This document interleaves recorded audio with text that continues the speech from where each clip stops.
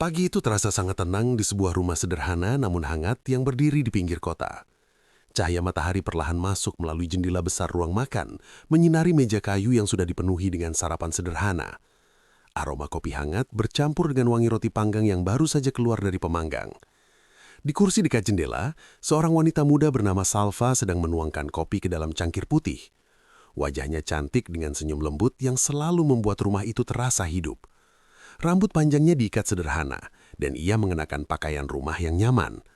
Di hadapannya duduk seorang pria muda dengan tubuh tegap dan wajah yang penuh wibawa. Namanya Reski. Meski usianya masih sekitar 20 tahunan, sorot matanya memperlihatkan ketegasan seorang pemimpin. Ia mengenakan kaos polos dan celana santai, namun di kursi sebelahnya sudah tergantung rapi seragam militer kebanggaannya. Salva mendorong cangkir kopi ke arah suaminya. "Ini kopinya, jangan sampai dingin lagi seperti kemarin," katanya dengan nada sedikit menggoda. Reski tersenyum tipis sambil mengambil cangkir itu. "Kemarin aku kebanyakan laporan yang harus diselesaikan, tapi hari ini aku janji, kopi ini tidak akan sia-sia." Salva menatapnya beberapa detik. Ada sesuatu yang terasa berbeda pagi ini. Ia tahu suaminya akan pergi bertugas, namun entah mengapa perasaan tidak nyaman terus muncul di hatinya. "Jadi, kamu benar-benar berangkat hari ini?" tanya Salva pelan. Reski mengangguk. "Tugas negara, aku harus pergi keluar pulau." "Berapa lama?" Reski menatap jendela sebentar sebelum menjawab. "Mungkin cukup lama." Salva menunduk perlahan. Ia mencoba tersenyum tetapi matanya tidak bisa menyembunyikan rasa sedih. Reski melihat perubahan itu. Ia meletakkan cangkir kopi lalu meraih tangan Salva di atas meja. "Hei, kamu kenal aku. Kalau bukan karena tugas penting, aku tidak akan pergi lama seperti ini." Salva mengangguk kecil. "Aku tahu, aku hanya tidak terbiasa rumah ini tanpa kamu." Reski tersenyum lembut. "Kamu wanita paling kuat yang pernah aku kenal." Salva tertawa kecil. "Jangan berlebihan." "Tidak, aku serius." Mereka terdiam beberapa saat. Keheningan itu bukan keheningan yang canggung, melainkan keheningan yang dipenuhi rasa saling memahami. Beberapa menit kemudian, Reski berdiri dari kursinya. "Sepertinya aku harus bersiap sekarang." Salva ikut berdiri. "Baiklah, aku bantu." Mereka berjalan menuju kamar. Di dalam kamar itu tergantung seragam militer yang rapi, lengkap dengan tanda pangkat yang berkilau. Salva mengambil seragam itu dan menyerahkannya kepada Reski. Ketika Reski mengenakan seragamnya, suasana kamar berubah. Pria yang tadi terlihat santai kini berubah menjadi sosok yang tegas dan berwibawa. Salva menatapnya dengan bangga. "Kadang aku masih tidak percaya kamu sudah sampai di posisi ini." Reski tersenyum. "Semua karena kamu selalu mendukungku." Salva membantu merapikan keras seragamnya. "Jangan lupa makan tepat waktu." Reski tertawa kecil. "Aku ini jenderal, bukan anak kecil. Jenderal juga bisa lupa makan." Beberapa menit kemudian suara kendaraan terdengar dari luar rumah. Sebuah mobil militer berwarna hitam berhenti tepat di depan halaman. Kendaraan itu terlihat gagah dan mencolok di antara rumah-rumah sekitar. Salva dan Reski saling berpandangan. "Sepertinya jemputannya sudah datang," kata Reski. Mereka berjalan keluar rumah bersama. Di depan pagar, dua orang tentara sudah berdiri dengan sikap hormat. "Sabta Pak Jenderal, kami siap berangkat," kata salah satu dari mereka. Reski mengangguk. Salva berdiri di sampingnya, mencoba menahan perasaan yang mulai berat di dadanya. Reski menoleh ke arahnya. "Aku akan kembali." Salva memaksakan senyum. "Aku tahu." Reski mendekat sedikit. "Jaga rumah ini dan jaga dirimu." Salva mengangguk. Beberapa detik kemudian, Reski masuk ke dalam mobil militer. Mesin mobil dinyalakan. Salva berdiri di depan rumah sambil melambaikan tangan ketika mobil itu perlahan menjauh. Mobil itu terus melaju sampai akhirnya hilang di ujung jalan. Halaman rumah tiba-tiba terasa sangat sepi. Salva masih berdiri di tempat yang sama selama beberapa detik, menatap jalan kosong di depan rumahnya. Akhirnya ia menarik nafas panjang, lalu masuk kembali ke dalam rumah. Hari itu berjalan seperti biasa. Salva mulai membersihkan rumah, merapikan ruang tamu, lalu mencuci beberapa pakaian. Ia mencoba menyisi waktunya agar tidak terlalu memikirkan kepergian Reski. Menjelang siang, ia memasak makan siang sederhana untuk dirinya sendiri. Namun ketika jam sudah lewat pukul 2 siang, suasana rumah yang tadinya tenang tiba-tiba berubah. Tok, tok, tok. Suara ketukan keras terdengar dari pintu depan. Salva yang sedang di dapur langsung menoleh. Ia berjalan menuju pintu sambil mengeringkan tangannya dengan handuk kecil. Ketukan itu terdengar lagi. Tok, tok, tok. Salva membuka pintu perlahan. Di depan rumah berdiri seorang pria berseragam polisi. Wajahnya serius dan tatapannya tajam. Salva sedikit bingung. "Selamat siang, ada yang bisa saya bantu?" tanya Salva dengan sopan. Polisi itu menatap Salva beberapa detik sebelum menjawab. "Apakah Anda bernama Salva?" "Iya, benar." Polisi itu mengeluarkan sebuah map dari tangannya. "Perkenalkan, saya dari kepolisian." Salva mulai merasa tidak nyaman. "Ada apa ya, Pak?" Polisi itu membuka map tersebut lalu menatap Salva dengan ekspresi dingin. "Kami datang karena Anda terlibat di dalam sebuah kasus besar." Salva langsung membeku di tempat. "Apa?" Polisi itu menutup map tersebut. "Dan berdasarkan data yang kami miliki, uang itu terkait langsung dengan Anda." Salva menatap polisi itu dengan wajah pucat. "Itu tidak mungkin." Namun polisi itu hanya menatap Salva dengan ekspresi dingin. Dan pada saat itulah, kehidupan tenang Salva mulai berubah menjadi mimpi buruk yang tidak pernah ia bayangkan sebelumnya. Suhu masih berdiri di ambang pintu dengan wajah pucat. Kata-kata polisi itu terus bergema di kepalanya. 20 miliar rupiah. Angka yang bahkan tidak pernah ia bayangkan dalam hidupnya. Apa maksud Bapak?" Suara Salva bergetar. Polisi itu menatapnya dengan ekspresi datar. "Kami mendapat laporan bahwa dana sebesar 20 miliar rupiah hilang dari sebuah rekening perusahaan investasi. Setelah kami telusuri, sebagian besar transaksi mengarah pada rekening yang terhubung dengan identitas Anda." Salva menggeleng cepat. "Tidak, pasti ada kesalahan. Saya bahkan tidak tahu perusahaan apa yang Bapak maksud." Polisi itu membuka kembali map di tangannya, lalu menunjukkan beberapa lembar dokumen. Nama Anda, nomor identitas Anda, bahkan alamat rumah ini. Salva melihat sekilas dokumen itu. Memang benar namanya tertulis di sana. Namun ia sama sekali tidak mengerti bagaimana semua itu bisa terjadi. "Ini tidak mungkin, saya tidak pernah melakukan hal seperti itu," kata Salva dengan suara hampir putus. Polisi itu menghela napas pelan. "Silahkan jelaskan nanti di kantor polisi." Salva langsung menatapnya dengan panik. "Kantor polisi? Tidak, saya tidak bisa pergi sekarang. Suami saya sedang tidak di rumah. Mungkin ini hanya kesalahpahaman." Namun polisi itu tetap berdiri tegak. "Bu Salva, kami hanya menjalankan prosedur. Anda harus ikut dengan kami untuk dimintai keterangan." Salva mencoba tetap tenang. "Saya bersumpah, saya tidak pernah menerima uang sebanyak itu." Polisi itu menutup mapnya. "Semua bisa Anda jelaskan di kantor." Salva menggenggam ujung pintu dengan tangan gemetar. Ia merasa seperti sedang jatuh ke dalam lubang yang sangat dalam. "Tapi saya bahkan tidak tahu tentang uang itu."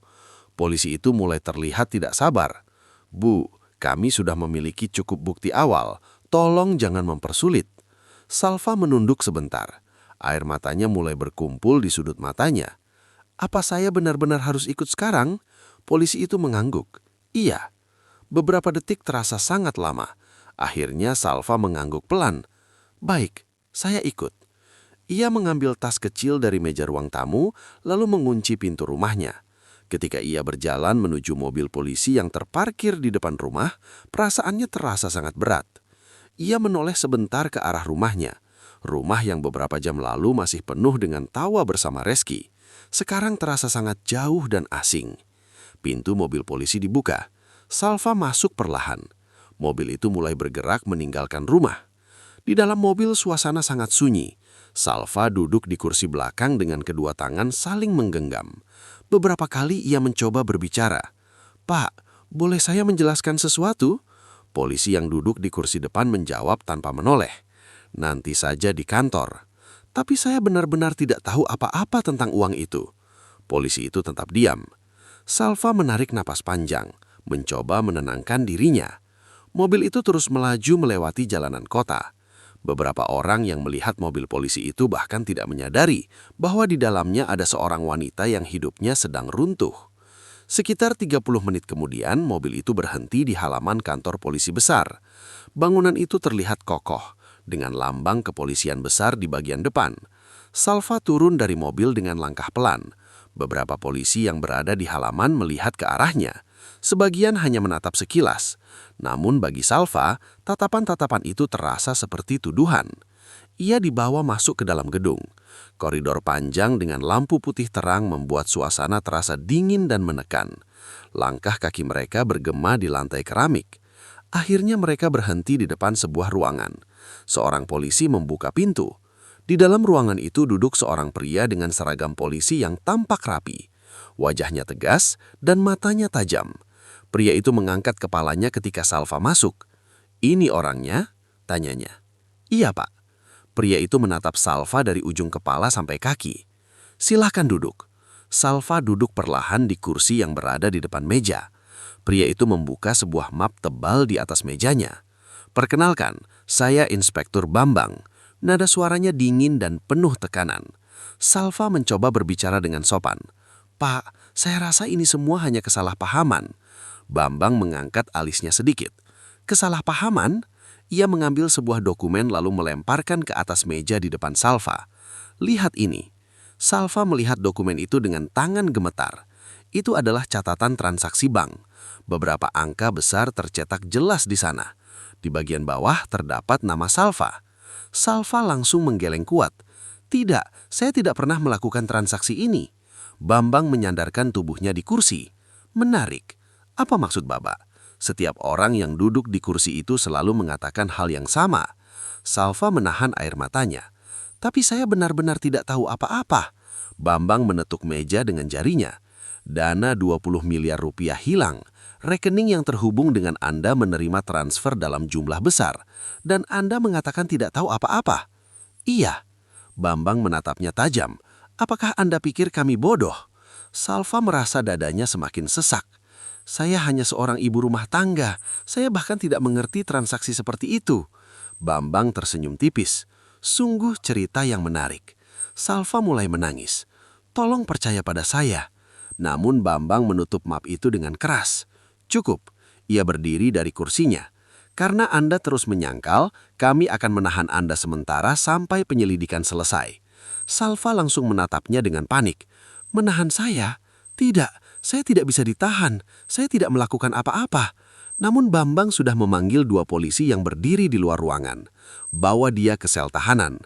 Salva berdiri dengan panik. "Tolong Pak, ini pasti kesalahan." Tetapi 2 polisi itu sudah memegang lengannya. Salva mencoba menjelaskan lagi. "Saya bahkan tidak pernah memegang uang sebanyak itu." Namun Bambang hanya menatapnya dengan dingin. Semua orang punya alasan. Salva dibawa keluar ruangan. Air mata terus mengalir di wajahnya. Ia tidak mengerti mengapa semua ini terjadi. Koridor yang tadi terasa panjang kini terasa seperti lorong menuju mimpi buruk. Akhirnya mereka berhenti di sebuah area dengan jeruji besi. Seorang polisi membuka pintu sel. Tanpa banyak kata, Salva didorong masuk. Pintu besi itu ditutup dengan suara keras. Krek. Salva berdiri di dalam sel kecil itu dengan tubuh gemetar. Ia perlahan duduk di lantai dingin. Air matanya tidak berhenti mengalir. Dalam hatinya hanya ada satu pertanyaan yang terus berulang. Mengapa semua ini terjadi padanya? Dan yang lebih menyakitkan lagi, suaminya, Reski, bahkan tidak tahu bahwa saat ini istrinya sedang dipenjara. Suhu tahanan itu terasa sangat dingin. Lampu redup yang menggantung di langit-langit membuat bayangan jeruji besi terlihat panjang di lantai. Bau lembab bercampur dengan udara pengap membuat tempat itu terasa semakin menekan. Salva duduk di sudut sel dengan kedua tangan memeluk lututnya. Air matanya masih mengalir perlahan. Beberapa jam yang lalu ia masih berada di rumahnya yang hangat, menyiapkan sarapan, berbicara dengan suaminya, dan menjalani kehidupan yang terasa sempurna. Sekarang, ia berada di balik jeruji besi, sendirian, tanpa tahu apa yang sebenarnya terjadi. Beberapa kali ia mencoba mengingat kembali kata-kata polisi tadi. Uang 20 miliar. Bagaimana mungkin namanya bisa terlibat dalam kasus sebesar itu? Salva menggeleng pelan. Ini pasti kesalahan. Namun tidak ada yang menjawab. Di luar sel terdengar langkah kaki polisi yang sesekali berjalan melewati lorong. Waktu terasa berjalan sangat lambat. Salva menatap langit-langit sel dengan mata kosong. Ia memikirkan Reski. Apakah suaminya sudah sampai di tempat tugasnya? Apakah Reski sedang baik-baik saja? Salva menutup wajahnya dengan kedua tangan. "Reski, kalau kamu tahu aku ada di sini." Air matanya kembali jatuh. Ia mencoba berdoa dalam hati. "Ya Tuhan, kalau ini ujian, tolong beri aku kekuatan." Malam mulai turun perlahan. Lampu-lampu di kantor polisi mulai menyala lebih terang, namun suasana tetap terasa sunyi. Salva sudah terlalu lelah untuk menangis. Ia hanya duduk diam sambil memandangi lantai. Tiba-tiba terdengar suara langkah kaki mendekat. Tap, tap, tap. Langkah itu berhenti tepat di depan selnya. Salva mengangkat kepalanya. Seorang polisi berdiri di sana sambil membawa nampan sederhana. "Ini makan malam." Suara polisi itu terdengar biasa saja. Ia membuka pintu kecil di jeruji, lalu memasukkan nampan itu ke dalam. Salva menatap makanan itu tanpa bergerak. Ia sama sekali tidak merasa lapar. Polisi itu memperhatikan wajahnya sebentar. Kemudian ia berkata dengan nada yang jauh lebih lembut, "Bu, ayah makan dulu." Salva sedikit terkejut. Nada suara polisi itu berbeda dari yang lain. Tidak kasar, tidak dingin. Polisi itu menatapnya sebentar lalu berkata lagi, "Kalau tidak makan nanti sakit." Salva akhirnya mengambil nampan itu perlahan. "Terima kasih." Polisi itu masih berdiri di depan sel. Beberapa detik kemudian ia melihat ke kanan dan kiri lorong seolah memastikan sesuatu. Lalu ia mendekat sedikit ke jeruji sel. "Bu Salva, saya mau bicara sebentar." Salva mengerutkan kening. "Ada apa?" Polisi itu tidak langsung menjawab. Ia melihat ke arah kamera CCTV yang berada di sudut lorong. Kemudian ia berjalan beberapa langkah ke arah sebuah panel listrik kecil di dinding. Salva melihatnya dengan bingung. Polisi itu menekan sebuah tombol. Lampu indikator kamera berkedip sebentar, lalu mati. Salva semakin bingung. Polisi itu kembali mendekati jeruji sel. CCTV mati sebentar. Salva menatapnya dengan heran. Aziz menarik nafas pelan. "Bu Salva, sebenarnya saya sudah mengenal Anda." Salva langsung terdiam. "Mengenal saya?" Aziz mengangguk. "Saya bekerja untuk suami Anda." Salva langsung berdiri dari tempat duduknya. "Reski?" Aziz mengangguk lagi. "Saya adalah salah satu orang kepercayaannya." Salva menatapnya dengan wajah penuh kebingungan. "Tapi, kenapa Anda di sini?" Aziz melihat ke kanan dan kiri lorong lagi. "Pak Reski sudah lama curiga pada seseorang di kantor ini." "Siapa?" Aziz menjawab dengan suara pelan. "Inspektur Bambang." Nama itu membuat dada Salva kembali terasa berat. "Kenapa?" Aziz mendekat sedikit ke jeruji. "Sudah lama ada laporan tentang penyalahgunaan dana, tapi semua bukti selalu hilang." Salva menggeleng pelan. "Lalu, kenapa saya yang ditangkap?" Aziz menatapnya dengan serius. "Itu yang sedang kami selidiki." Salva menggenggam jeruji besi. "Pak Aziz, saya benar-benar tidak tahu apa-apa tentang uang itu." Aziz mengangguk. "Saya tahu." Salva menatapnya dengan harapan baru. "Jadi, Anda percaya saya?" Aziz menjawab tanpa ragu. "Iya." Air mata kembali mengalir di wajah Salva. Untuk pertama kalinya sejak ia ditahan, ada seseorang yang mempercayainya. Aziz mengeluarkan sesuatu dari saku seragamnya. Sebuah ponsel kecil. Salva menatap benda itu dengan terkejut. "Ini?" Aziz menatapnya serius. "Pak Reski harus tahu apa yang terjadi." Salva langsung menutup mulutnya dengan tangan. Dia belum tahu?" Aziz menggeleng. "Belum." Tangannya sedikit gemetar ketika ia menyerahkan ponsel itu melalui jeruji. "Telepon dia sekarang." Salva memegang ponsel itu dengan hati yang berdebar sangat kencang. Tangannya terasa dingin. Ia menekan nomor yang sangat ia hafal. Nomor suaminya. Panggilan mulai tersambung. Beberapa detik terasa seperti waktu yang sangat lama. Kemudian terdengar suara dari ujung telepon. "Halo?" Suara itu sangat familiar. Suara yang selalu membuatnya merasa aman. Salva tidak mampu menahan air matanya lagi. "Reski?" Di ujung telepon, suara Reski langsung berubah. "Salva, kenapa kamu menangis?" Salva mencoba berbicara, tetapi suaranya bergetar. "Reski, aku..." Reski langsung terdengar panik. "Salva, ada apa? Kamu baik-baik saja?" Air mata Salva jatuh semakin deras. Aku ditahan di kantor polisi." Di ujung telepon tiba-tiba menjadi sangat sunyi. Beberapa detik kemudian, suara Reski kedatangan lagi. Namun kali ini nadanya berubah. Tidak lagi tenang, melainkan penuh dengan amarah yang tertahan. "Siapa yang berani menahan istriku?" Reza menyipitkan mata. Beberapa detik ia hanya menatap Fani tanpa bicara, seolah sedang menimbang sesuatu. Lalu sudut bibirnya terangkat tipis. Bukan senyum ramah, tapi senyum yang penuh tantangan. "Kenapa? Kamu merasa lebih tahu hukum dari saya?" Ucapnya dingin. Fani tetap berdiri tegak. Wajahnya tenang, tapi sorot matanya kini jauh lebih tajam dari sebelumnya. "Saya hanya ingin memastikan prosedurnya benar, Pak." Jawabnya sopan namun tegas. Kalimat itu seperti menyulit bara kecil di dada Reza. Ia melangkah lebih dekat, nadanya berubah lebih menekan. "Jangan banyak tanya, saya yang bertugas di sini." Di dalam mobil, teman Fani menggenggam ponselnya lebih erat. Kamera masih merekam diam-diam setiap detik yang terjadi. Reza kembali membuka berkas di tangannya, lalu menggeleng pelan seolah menemukan masalah besar. "Ini bisa saya tahan," katanya santai. Alis Fani langsung berkerut. "Tahan? Atas dasar apa, Pak?" Pertanyaan itu menusuk tepat sasaran. Untuk sepersekian detik, wajah Reza menegang, namun ia cepat menutupi dengan nada lebih keras. "Saya curiga, bisa saja dokumen ini bermasalah. Silahkan dicek lebih teliti, Pak, karena semuanya resmi." Nada tenang itu justru membuat Reza semakin tidak nyaman.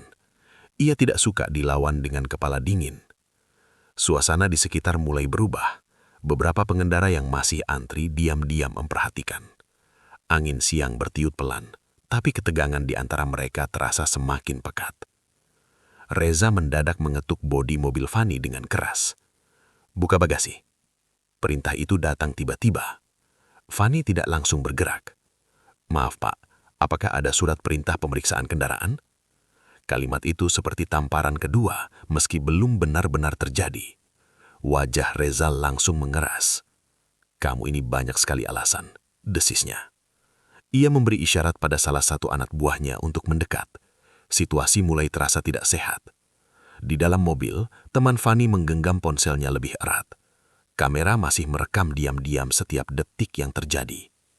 Fani berdiri tegak. Jantungnya memang mulai berdetak lebih cepat, tapi ekspresinya tetap terkendali. Reza kini benar-benar merasa egonya disentuh. Dengan suara lebih keras agar terdengar orang sekitar, ia berkata, "Saya curiga kamu bawa barang terlarang." Kalimat itu membuat beberapa orang di sekitar langsung saling pandang. Teman Fani membelalak di dalam mobil. "Apa?" ucap Fani. Nadanya masih terkontrol tapi jelas terkejut. Reza melanjutkan tanpa ragu. "Bisa saja senjata tajam, bisa saja narkoba. Kita tidak tahu sebelum diperiksa." Tuduhan itu kini terdengar jelas sebagai upaya menekan. Fani menatap lurus ke mata Reza. "Pak, tuduhan itu serius. Tolong hati-hati dalam berbicara." Untuk pertama kalinya, suara Fani mengandung peringatan. Namun bukannya mundur, Reza justru senyum miring. Ia melangkah lebih dekat, terlalu dekat. "Terlalu berani kamu ya," katanya pelan tapi tajam. Lalu tiba-tiba tangannya bergerak, mencoba meraih gagang pintu mobil Fani. Klik. Namun pintu itu belum sempat terbuka penuh. Fani langsung menahan dengan cepat. "Jangan sembarangan, Pak." Suasana meledak tegang dalam sekejap. Reza menatap tangan Fani yang menahan pintu. Rahangnya mengeras, harga dirinya seperti diinjak di depan banyak orang. Dan saat itulah, emosinya mulai benar-benar lepas kendali. Suhu di ruang tengah kantor polisi itu tiba-tiba terasa sangat tegang. Lampu putih yang terang memantulkan bayangan dua pria yang saling berdiri berhadapan. Reski berdiri tegap dengan seragam jenderalnya. Wajahnya dingin, namun matanya menyimpan kemarahan yang sulit disembunyikan. Di depannya berdiri Inspektur Bambang, seorang pria bertubuh besar dengan tatapan tajam yang tidak kalah keras. Beberapa polisi yang berada di sekitar ruangan mulai memperhatikan mereka. Bambang tersenyum tipis. "Sudah lama tidak bertemu, Res." Reski tidak membalas senyum itu. "Aku datang untuk istriku." Bambang menyilangkan tangannya di dada. "Oh, jadi berita itu sudah sampai juga ke telingamu."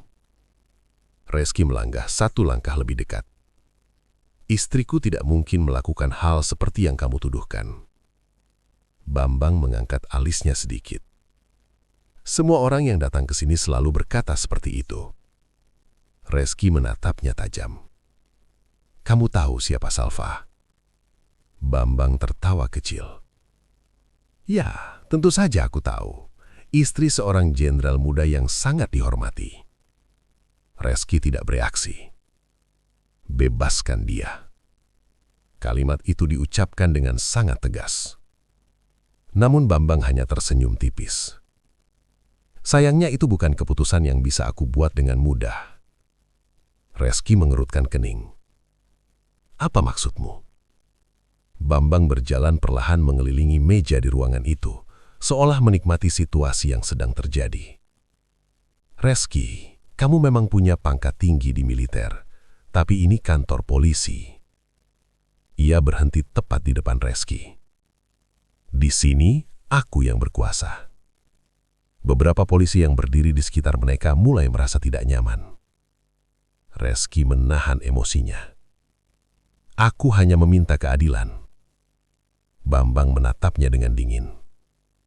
Kalau istrimu memang tidak bersalah, biarkan proses hukum berjalan. Reski menggenggam tangannya. Dia tidak bersalah.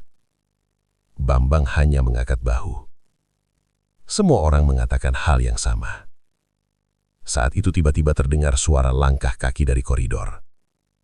2 polisi muncul sambil membawa seseorang. Reski langsung menoleh. Dan dadanya terasa seperti dihantam sesuatu yang berat. Salva. Wanita itu berjalan dengan langkah pelan, wajahnya pucat dan matanya sembab karena terlalu banyak menangis.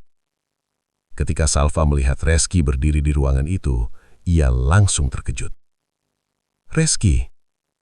Suara itu pelan namun penuh emosi. Reski langsung melangkah maju. Namun sebelum ia sempat mendekat, Bambang mengangkat tangannya. Tunggu. Ia menoleh kepada 2 polisi di belakang Salva. Pegang dia. 2 polisi itu langsung memegang lengan Salva. Salva terlihat panik. Pak, saya tidak melakukan apa-apa. Namun Bambang bahkan tidak menatapnya. Ia hanya berkata dengan nada dingin. Bawa dia kembali ke sel. Salva menoleh ke arah Reski dengan mata penuh harapan. Reski. Namun 2 polisi itu sudah menariknya pergi. Reski berdiri di tempatnya, menyaksikan istrinya dibawa kembali ke lorong sel. Tangannya menggenggam sangat kuat. Bambang berjalan melewatinya seolah tidak terjadi apa-apa. Proses hukum tetap berjalan, Res. Ia berhenti sebentar di samping Reski. Kalau kamu ingin membantu istrimu, carilah bukti. Setelah itu Bambang pergi meninggalkan ruangan. Reski tetap berdiri di tempatnya. Beberapa detik terasa sangat sunyi. Beberapa polisi lain saling berpandangan, tidak berani berbicara. Reski akhirnya berjalan keluar dari gedung itu tanpa mengatakan apa-apa. Di luar kantor polisi, udara malam terasa dingin. Lampu jalan menerangi halaman yang hampir kosong. Reski berdiri di dekat mobil militer sambil menatap tanah. Perasaan bersalah menghantamnya. Ia adalah seorang jenderal. Ia terbiasa memimpin pasukan. Ia terbiasa menghadapi bahaya. Namun saat istrinya membutuhkan dirinya, ia tidak mampu melakukan apa-apa. Pak. Suara itu membuatnya menoleh. Aziz berjalan mendekatinya dari arah parkiran belakang. Reski menatapnya dengan wajah lelah. Kamu melihat semuanya. Aziz mengangguk. Iya, Pak. Reski menghela napas panjang. Aku gagal. Aziz langsung menggeleng. Tidak, Pak. Reski menatapnya. Aku bahkan tidak bisa membebaskan istriku. Aziz berkata dengan tenang. Karena kita belum punya bukti. Reski terdiam. Aziz melanjutkan. Bambang sangat hati-hati. Semua bukti selalu hilang sebelum sempat ditemukan. Reski menatap gedung kantor polisi itu lagi. Di dalam sana, istrinya masih berada di balik jeruji. Namun kali ini, ia tidak akan datang hanya untuk berbicara. Ia akan datang dengan bukti yang tidak bisa dibantah siapapun. Dan ketika hari itu tiba, semua orang akan tahu siapa sebenarnya dalang di balik kasus 20 miliar rupiah itu. Malam itu, kota terasa sangat sunyi. Lampu-lampu jalan memantulkan cahaya kekuningan di aspal yang hampir kosong. Angin malam berhembus pelan, membawa udara dingin yang menusuk. Namun bagi Reski, malam itu bukan sekedar malam biasa. Ia berdiri di sebuah ruangan kecil yang dijadikan tempat sementara untuk merencanakan sesuatu yang jauh lebih besar. Di dalam ruangan itu hanya ada beberapa orang. Reski, Aziz, dan seorang pria muda dengan laptop terbuka di depannya. Pria itu bernama Raffi, seorang hacker yang dikenal sangat jenius dalam dunia teknologi. Layar laptopnya dipenuhi berbagai data yang bergerak cepat. Kode-kode dan angka terus muncul di layar. Aziz berdiri di sampingnya dengan wajah serius. "Bagaimana?" tanya Aziz. Raffi tidak langsung menjawab. Tangannya terus mengetik cepat di keyboard. Bambang cukup pintar. Dia menyembunyikan transaksi ini melalui beberapa lapisan rekening. Reski berdiri di belakang mereka sambil menatap layar. "Bisakah kamu membukanya?" Raffi tersenyum tipis. "Tidak ada sistem yang benar-benar aman, Pak." Beberapa detik kemudian, layar laptop menampilkan sebuah grafik aliran dana. Beberapa garis menunjukkan perpindahan uang dari satu rekening ke rekening lain. Aziz mendekat. "Ini rekening perusahaan yang kehilangan dana." Raffi mengangguk. Lalu uangnya dipindahkan ke 3 rekening perantara. Ia menekan beberapa tombol lagi. Grafik itu berubah. Kini terlihat aliran uang menuju satu rekening utama. Raffi berhenti mengetik. Dan akhirnya, semuanya berakhir di sini. Reski menatap layar. Nama yang muncul di sana membuat matanya menyipit. Bambang. Nomor rekening atas nama Inspektur Bambang terlihat jelas di layar. Jumlah uang yang masuk juga terlihat sangat besar. 20 miliar rupiah. Aziz menatap layar dengan kaget. Jadi benar. Reski mengekatkan tangannya. Dia menjebak Salva. Raffi mengangguk. Sepertinya identitas Bu Salva digunakan untuk membuat rekening bayangan sebagai pengalih perhatian. Reski menatap layar laptop itu beberapa detik. Semua potongan teka-teki akhirnya mulai jelas. Bambang mencuri uang itu, lalu menggunakan nama Salva untuk menutupi jejaknya. Aziz menoleh kepada Reski. "Sekarang kita punya bukti digital." Reski menggeleng pelan. "Itu belum cukup." Aziz mengerutkan kening. "Maksud Bapak?" Reski menatap mereka dengan serius. "Kita butuh bukti langsung." Raffi mengangkat alis. "Seperti apa?" Reski menjawab dengan suara tegas. "Dokumen asli yang dia simpan di kantornya." Aziz langsung mengerti. "Di kantor Bambang?" Reski mengangguk. "Kalau kita bisa mendapatkan itu, kasus ini selesai." Aziz terdiam sebentar. "Kantor polisi dijaga ketat." Reski menatapnya. "Apakah kamu tahu tempat dia menyimpan kunci ruang arsip?" Aziz berpikir sebentar. "Kunci cadangan biasanya ada di laci meja kerjanya." Reski berkata pelan. "Kalau begitu, kita masuk malam ini." Aziz menatapnya. "Malam ini?" Reski mengangguk. "Semakin lama kita menunggu, semakin besar kemungkinan Bambang menghapus bukti." Raffi menutup laptopnya. "Saya ikut." Aziz menatapnya. "Kamu yakin?" Raffi tersenyum kecil. "Ini akan jadi malam yang menarik." Beberapa jam kemudian, kantor polisi itu kembali terlihat sunyi. Sebagian besar lampu di gedung sudah dimatikan. Hanya beberapa ruangan yang masih menyala. Di halaman belakang, sebuah mobil berhenti dengan lampu dimatikan. Reski, Aziz, dan Raffi turun dari mobil dengan hati-hati. Aziz berbisik. "Penjaga malam biasanya berpatroli setiap 20 menit. Reski mengangguk. "Maka kita punya waktu." Mereka bergerak pelan menuju pintu samping gedung. Aziz membuka pintu itu dengan kunci akses miliknya. Mereka masuk ke dalam lorong yang remang-remang. Langkah kaki mereka hampir tidak terdengar. Raffi berjalan di belakang sambil membawa tas kecil berisi laptop. Aziz menunjuk ke arah koridor. Ruang kerja Bambang di ujung sana. Mereka berjalan perlahan melewati beberapa pintu kantor yang gelap. Jantung mereka berdetak lebih cepat setiap langkah. Akhirnya mereka sampai di depan sebuah pintu bertuliskan Inspektur Bambang. Aziz mencoba membuka pintu itu, namun terkunci. Raffi tersenyum. "Biarkan aku." Ia mengeluarkan alat kecil dari tasnya. Beberapa detik kemudian, terdengar bunyi kecil. Klik. Pintu terbuka. Mereka masuk ke dalam ruangan itu. Lampu dinyalakan pelan. Ruangan itu terlihat rapi. Meja kerja besar berada di tengah. Lemari arsip berdiri di sisi ruangan. Aziz langsung menuju meja. Ia membuka laci pertama. Kosong. Laci kedua, beberapa berkas. Laci ketiga, sebuah kunci kecil. Aziz mengangkatnya. Ini dia. Reski menoleh ke arah lemari arsip. Aziz berjalan menuju lemari itu lalu memasukkan kunci. Lemari itu terbuka perlahan. Di dalamnya terdapat beberapa map tebal. Reski mengambil salah satunya. Ia membuka halaman pertama. Di dalamnya terdapat dokumen transaksi keuangan. Dan di bagian bawah, terdapat tanda tangan Bambang. Bukti yang selama ini mereka cari akhirnya ada di tangan mereka. Namun tiba-tiba, suara pintu ruangan terbuka terdengar dari belakang. Krek. Semua orang langsung menoleh. Di ambang pintu, berdiri seseorang dengan wajah terkejut. Inspektur Bambang. Matanya menatap tajam ke arah Reski. Beberapa detik ruangan itu terasa sangat sunyi. Kemudian, Bambang tersenyum sinis. "Sedang apa kau di kantorku, Res?" Reski berdiri tegak sambil memegang dokumen itu. Tatapan mereka saling bertemu.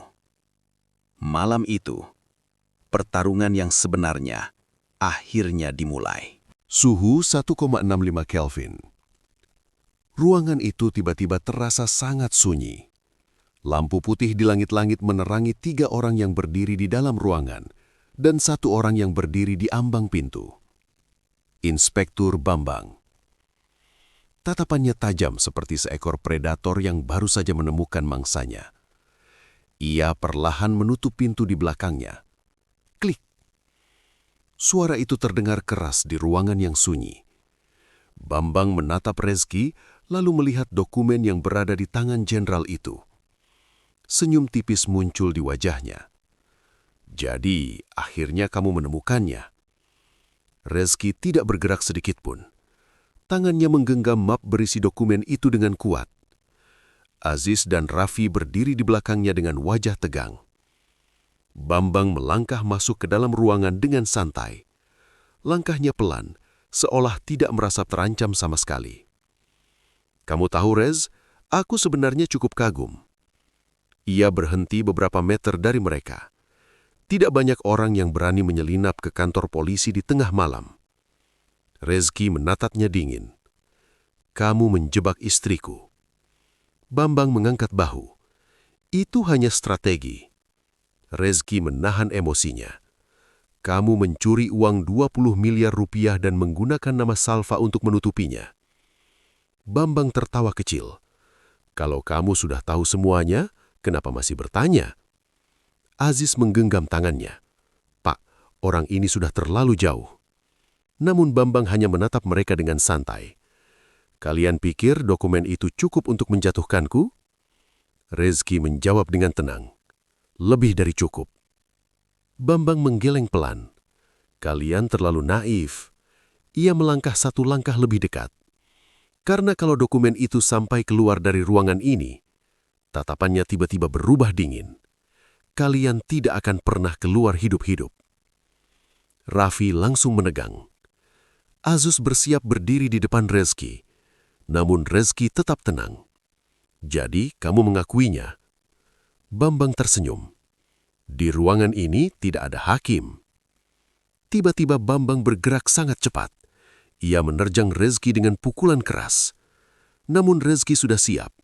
Ia menangkis serangan itu dan mendorong Bambang mundur. Kursi di ruangan itu jatuh dengan suara keras. Aziz segera menarik Raffi menjauh dari tengah ruangan. Menjauh. Perkelahian tidak bisa dihindari lagi. Bambang menyerang lagi dengan pukulan kuat ke arah wajah Reski. Reski menghindar dan membalas dengan pukulan ke tubuh Bambang. Duk! Bambang mundur 2 langkah. Namun pria itu ternyata sangat kuat. Ia kembali menyerang dengan brutal. Keduanya kini saling bertukar pukulan di tengah ruangan. Meja kerja tergeser, berkas-berkas jatuh ke lantai. Aziz berdiri tegang, siap membantu jika keadaan menjadi lebih buruk. Bambang mencoba menendang Reski. Namun Reski berhasil menangkap kakinya lalu menjatuhkannya ke lantai. Brak! Bambang menghantam lantai dengan keras. Namun ia langsung bangkit lagi. Wajahnya kini dipenuhi amarah. "Kau pikir kau bisa menghentikanku?" Ia kembali menyerang dengan pukulan liar. Reski menangkis beberapa pukulan itu. Namun salah satu pukulan Bambang mengenai bahunya dengan keras. Reski terdorong mundur. Bambang melihat kesempatan itu. Ia mengambil tongkat besi kecil yang berada di dekat meja. Aziz langsung berteriak, "Pak!" Bambang mengayunkan tongkat itu ke arah kepala Rezki. Namun Rezki berhasil menahan serangan itu dengan tangannya. Mereka berdua saling mendorong dengan kekuatan penuh. Wajah mereka hanya berjarak beberapa sentimeter.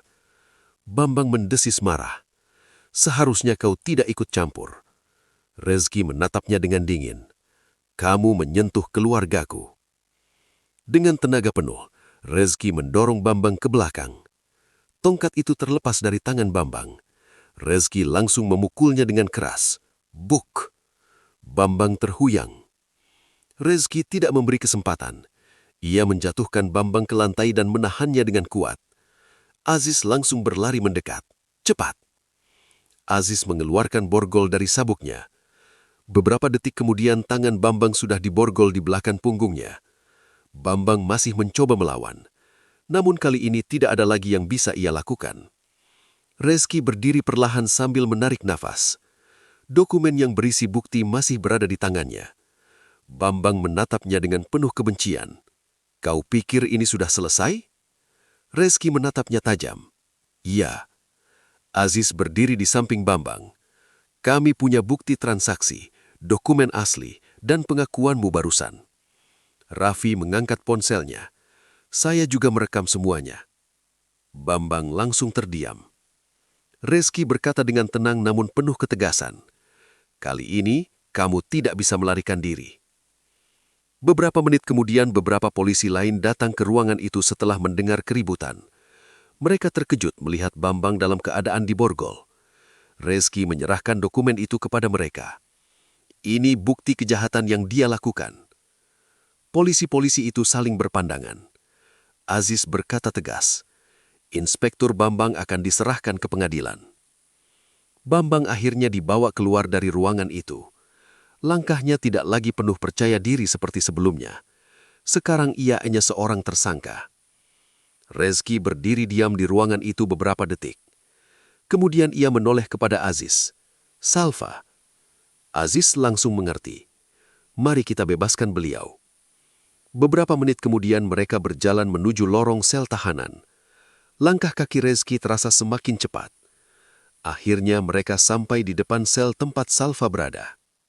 Salva yang sedang duduk di dalam sel mengangkat kepalanya ketika mendengar suara langkah kaki. Ketika ia melihat Rezki berdiri di depan jeruji, matanya langsung membesar. "Rezki."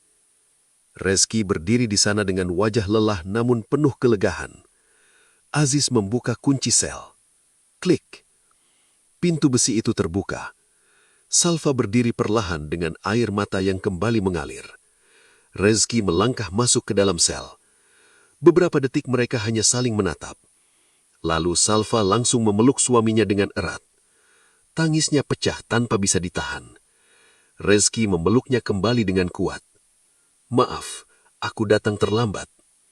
Salva menggeleng sambil menangis. "Tidak, kamu datang tepat waktu."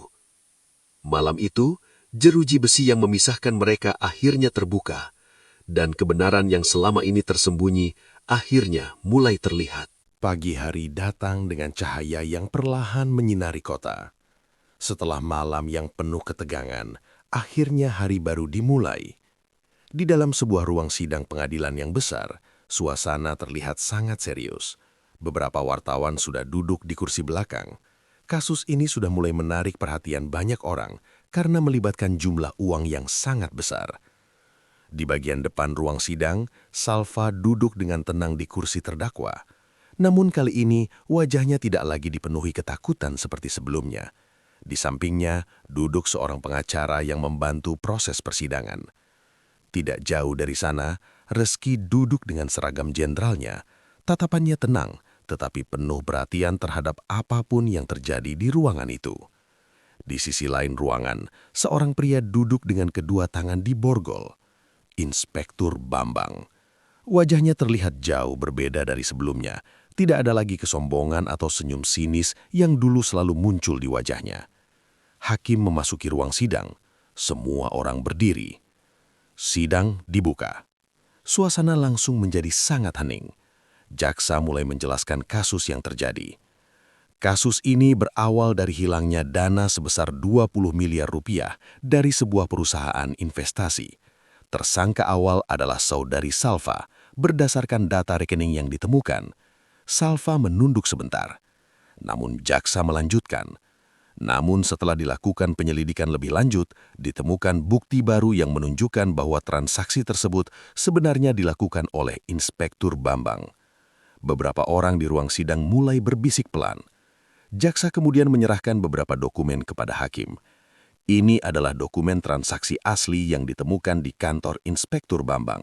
Selain itu, terdapat rekaman pengakuan dan bukti aliran dana yang menunjukkan bahwa uang tersebut masuk ke rekening pribadi beliau. Hakim membuka dokumen itu satu persatu dengan wajah serius. Kemudian layar di ruang sidang menampilkan grafik aliran dana yang sebelumnya ditemukan oleh Raffi. Panah-panah transaksi terlihat jelas dan semuanya berakhir pada satu nama, Bambang. Jaksa melanjutkan dengan tegas. Selain itu, ditemukan bahwa identitas saudari Salva digunakan sebagai rekening pengalih perhatian untuk menutupi jejak kejahatan tersebut. Hakim menatap ke arah Bambang. Apakah Anda memiliki sesuatu untuk disampaikan? Bambang hanya menunduk tanpa menjawab. Ruangan itu menjadi sangat sunyi. Beberapa detik kemudian, hakim berbicara lagi. Berdasarkan bukti yang ada, pengadilan menyimpulkan bahwa saudari Salva tidak terlibat dalam kasus ini. Salva menutup mulutnya dengan tangan. Air mata langsung mengalir di wajahnya. Hakim melanjutkan, saudari Salva dinyatakan tidak bersalah dan dibebaskan dari segala tuntutan hukum. Suasana ruang sidang langsung berubah. Beberapa orang mulai berbisik lega. Salva menoleh ke arah Reski dengan mata penuh haru. Reski tersenyum kecil kepadanya. Namun hakim belum selesai. Sedangkan Inspektur Bambang dinyatakan bersalah atas penyalahgunaan wewenang, pencurian dana, serta manipulasi data. Hakim mengetuk palunya. Pengadilan memutuskan bahwa Inspektur Bambang dijatuhi hukuman sesuai dengan hukum yang berlaku. Bambang akhirnya menutup matanya. Polisi yang berjaga langsung berdiri di sampingnya. Sidang selesai. Hakim meninggalkan ruangan. Salva masih duduk di kursinya dengan air mata yang tidak berhenti mengalir. Reski berjalan mendekat. Beberapa detik mereka hanya saling menatap. Lalu Salva berdiri dan memeluk Reski dengan erat. Tangisnya pecah sekali lagi. Tetapi kali ini bukan karena ketakutan, melainkan karena lega. Terima kasih. Reski mengusap rambutnya dengan lembut. Kamu tidak perlu berterima kasih. Salva menggeleng pelan. Kalau kamu tidak datang, mungkin aku masih di sana. Reski menatapnya dengan penuh kasih. Aku sudah berjanji akan selalu melindungimu. Di belakang mereka, Aziz dan Raffi berdiri sambil tersenyum lega. Kasus yang selama ini penuh misteri akhirnya selesai. Kebenaran akhirnya menang. Beberapa hari kemudian, rumah yang dulu terasa kosong kini kembali hidup. Salva berdiri di dapur seperti biasa, menyiapkan sarapan pagi. Cahaya matahari kembali masuk melalui jendela. Suasana yang dulu sempat hilang kini kembali terasa. Reski duduk di meja makan sambil melihat ke arah istrinya. Salva menoleh dan tersenyum. Kenapa melihatku seperti itu? Reski tertawa kecil. Aku hanya memastikan ini bukan mimpi. Salva meletakkan secangkir kopi di depannya. Ini nyata. Reski mengambil cangkir itu. Beberapa detik mereka hanya saling tersenyum. Rumah yang dulu dipenuhi ketakutan, kini kembali penuh dengan ketenangan. Di luar rumah, matahari pagi bersinar terang, seolah mengingatkan bahwa setelah malam yang paling gelap sekalipun, kebenaran akan selalu menemukan jalannya.